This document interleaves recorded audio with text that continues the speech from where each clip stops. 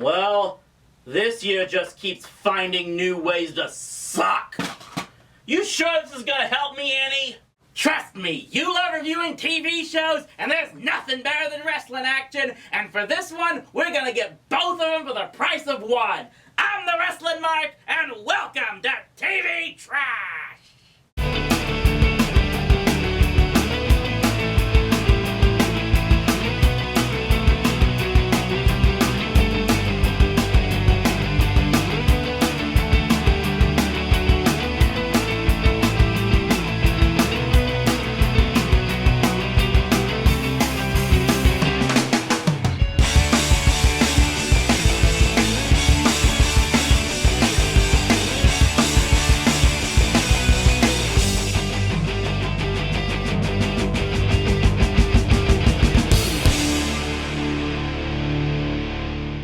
If you're a fan of professional wrestling who only grew up in the 90s and thus forever think of it as D-Generation X telling people to suck it, Stone Cold Steve Austin and The Rock throwing each other off of bridges, and the other gritty stuff to come out of the so-called Attitude Era, you might be surprised at just how crazy the sport was in the 1980s. Crazy and awesome!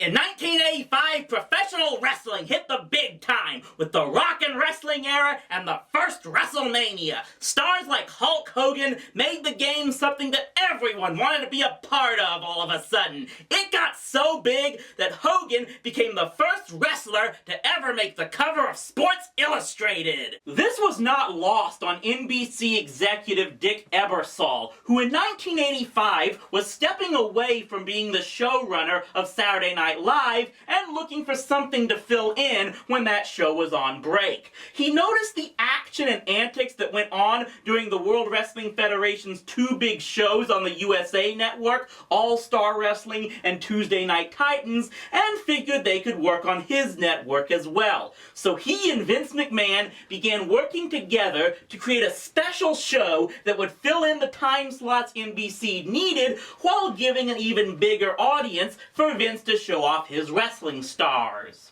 And thus began one of the most groundbreaking sports broadcasts in history, giving some of the most colorful athletes a place to shine. It's time for TV treasures to step into the squared circle. This is Saturday night's main event!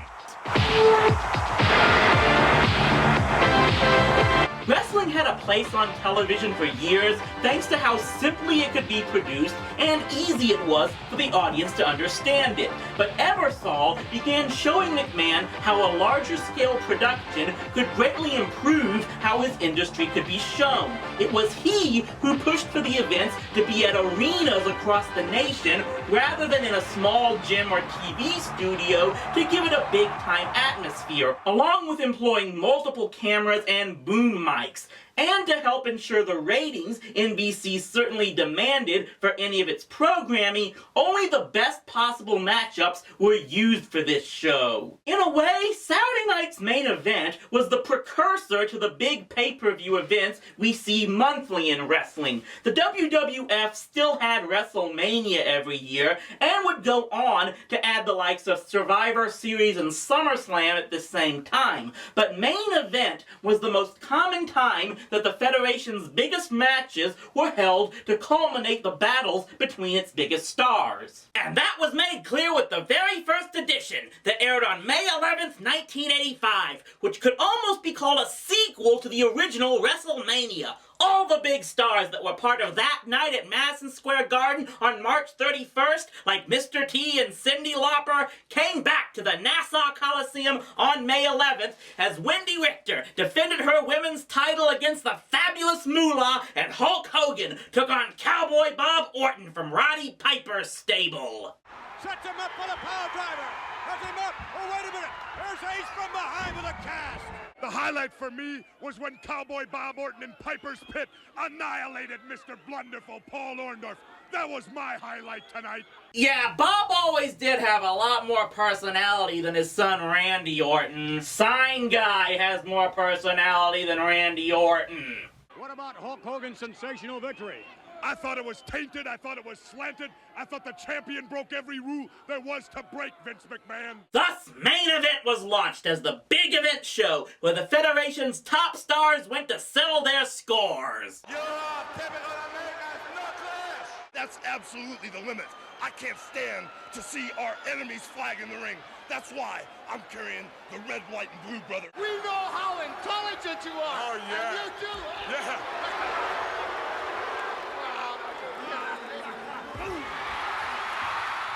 Pandemonium has broken loose and play. Oh my goodness, Hillbilly Jim missing with the right hand.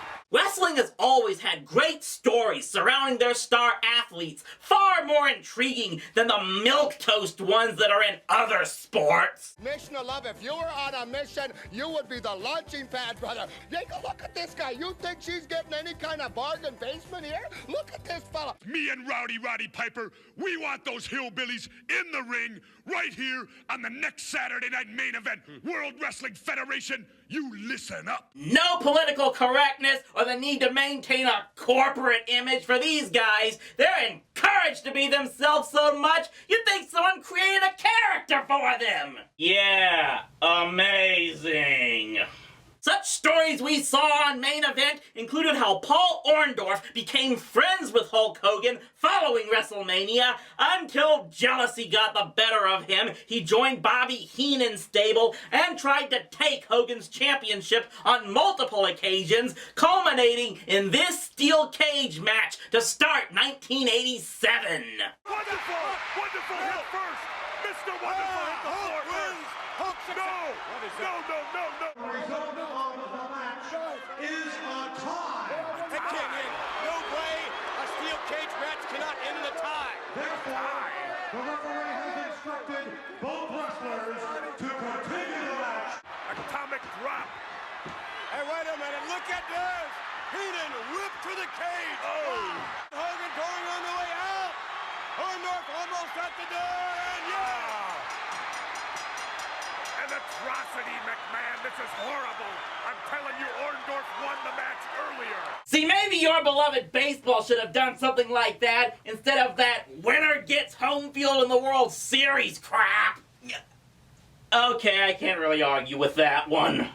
The commentating team was also one of a kind. While I know a lot of people put Jim Ross and Jerry Lawler at the top of the pyramid, and I myself think Michael Cole and Bradshaw are underappreciated, nothing can ever really compare to Main Event's team of Vince McMahon and Jesse the Body Ventura. Have you gone Hollywood? McMahon, I am Hollywood. I am also a professional sports announcer, and I'm not gonna dignify your remarks with an answer. You think you'd ever see Vin Scully standing there, look down the pipe, and take a high, hard one under the nose from Dwight Gooden? No way! But the Body is the only one who can back up his words and step into the ring. This was back before McMahon went power mad and became the snarling, egomaniacal, no chance in hell dictator that most know him as now. He didn't even let it be known on camera that he owned the whole operation and just kept to the announce table, where he was pretty much the straight man to the bluster and bravado of Ventura, who could put any commentator you could think of to shame as how biased he was to the jerks and heels of this sport. This title matchup will take place inside a steel cage where your champion Hulk Hogan will no longer be able to run from Mr. Wonderful Paul Orndorff. I think it's a real sad case when a referee can determine the outcome of an athletic event, which is exactly what I'm talking about in the case of this match. I heard Hogan quit, and that idiot, incompetent referee Dave Hebner allowed the match to continue. With that bluster and attitude, no wonder he got into politics. And yet Ventura is still more tolerable to listen to than Tim McCarver.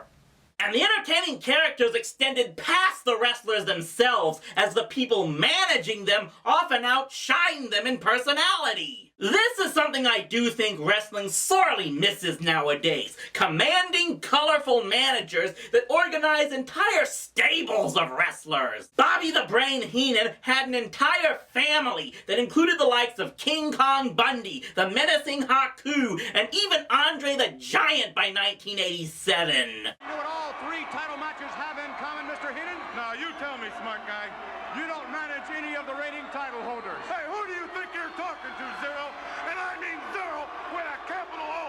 there was also the likes of Jimmy Mouth of the South Heart, Mr. Fuji, and who could ever forget the Slickster? The whole world was watching, and the whole world saw that we should have been champions. But you understand, the Slickster doesn't get mad. No, I get bad. Tell me how nowadays you would ever see a pimp daddy managing a Confederate prison guard. Huggy Bear and Roscoe P. Coltrane. There's a fanfic of that out there somewhere, I just know it. Of course, Heenan was the king of the stable managers at this time, and the Heenan family always had their sights set on Hogan. Heenan threw everything he had at Hogan, from Bundy to Orndorff to Hercules Hernandez, and the Hulkster turned away every one of them.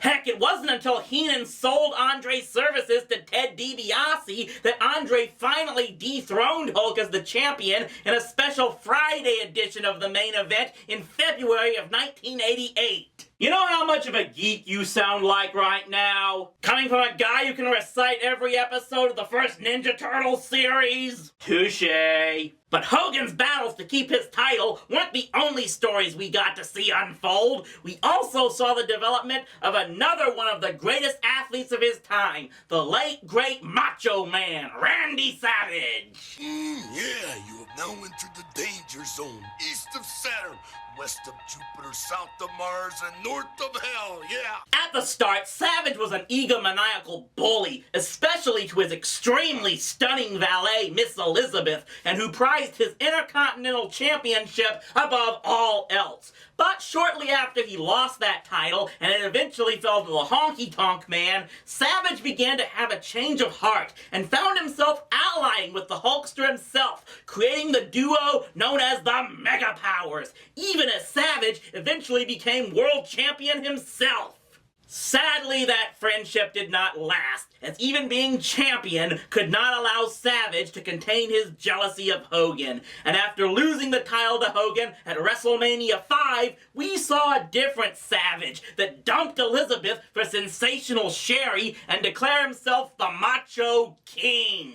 Yeah, and you, Buster Douglas, you better stay in line or I'll give you a thrill. Cause if the right one don't get you, the left one will. Bam, bam. Oh, yeah! It was also during Main Event's run that the Honky Tonk Man turned that Intercontinental title win, taking the belt from Ricky Steamboat, into the longest reign of that title in history. Of course, that was largely due to Honky Tonk and manager Jimmy Hart pulling every dirty stop in the book to retain the belt, using disqualifications, countouts, and every other trick that many wrestlers even today still employ. Then again, I watch NBA where the Spurs and Heat flop all over the place, so who am I to judge? I will concede that the show and its matches started to lose some of their luster around 1990 after the Ultimate Warrior won the championship. I don't know, may he rest in peace, but Warrior as a champion just wasn't as entertaining as Hogan or Savage, probably because he rambled so incoherently that so many internet reviewers used him as a punching bag years later. I can feel it! I can feel that I have been chosen. Chosen to lead my warriors into the darkness without fear. Chosen to unleash the surging power pulsing in my veins. With these forces at my control, you, Haku, are only moments away from being obliterated into my past.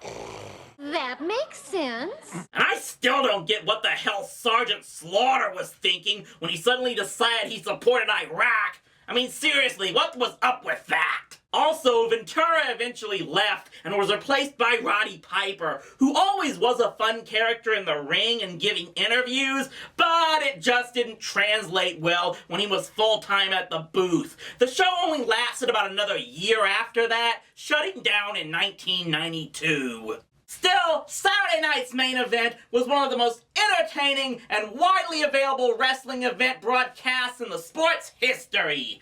So why isn't it around anymore?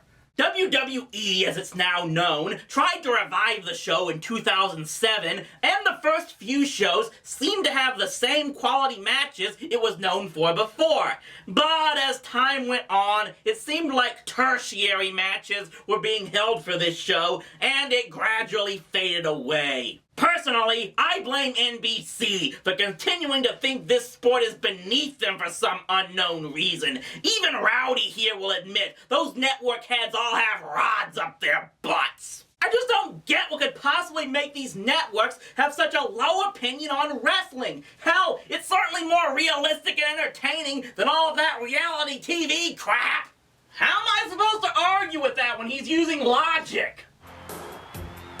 But as to why this show isn't around anymore, I'd say a big reason is there just isn't a place for it in wrestling today. Saturday night's main event was at its peak at a time when there were only a handful of pay-per-view events a year. With one being held every month by WWE today, they take up all of the time for top-level matches, and it just doesn't make financial sense anymore for any of those matches to be on free-air TV when you have to keep your buy rates up.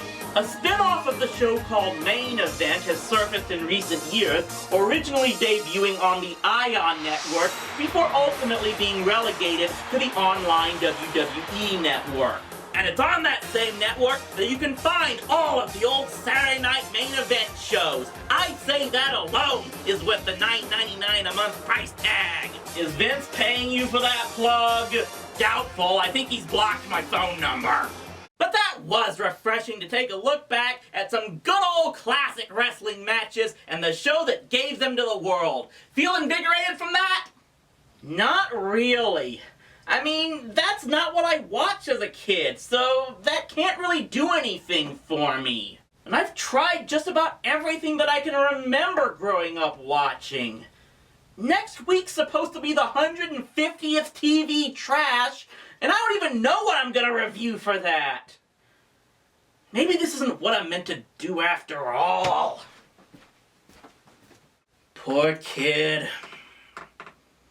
Oh well, at least now I get to marathon watch every WrestleMania in peace.